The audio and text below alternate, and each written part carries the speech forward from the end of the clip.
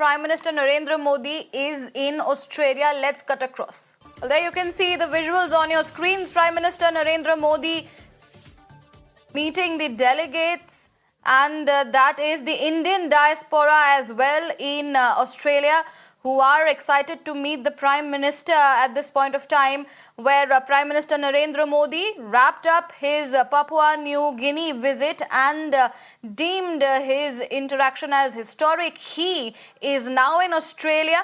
He was welcomed by the Australian Prime Minister, and Prime Minister Modi's visit to Australia comes after the Quad leaders held a discussion on the sidelines of the G7 summit in Japan's Hiroshima. So for Prime Minister Modi, so that was Prime Minister Narendra Modi first in Japan, then in Papua New Guinea, and now in Australia. My colleague Rishabh is joining us on the broadcast to give us more details.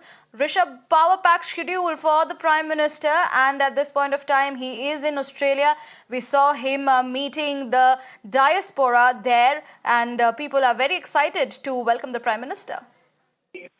Definitely, people are very excited to welcome the Prime Minister. We have seen this craze, be it in Japan, be it in Papua New Guinea, or now in Australia. Things have been quite electrifying wherever the Prime Minister has been. In Hiroshima, it took Prime Minister almost 1.5 hours to reach the hotel, the road that would have taken around 15 to 20 minutes otherwise. And in Papua New Guinea, we saw that how even in a small island with just 95 lakh of population, there was a strong Indian diaspora that came to meet Prime Minister at the airport. And in Sydney, which is called a mini India, the environment is definitely electrifying. The way Prime Minister has been meeting people, it looks like he's somewhere in India only. The excitement among the diaspora is such that, the preparations have been going on for the last 6 months, that how when the Prime Minister comes, what all would be done. So this shows the importance of Indian Prime Minister as well as India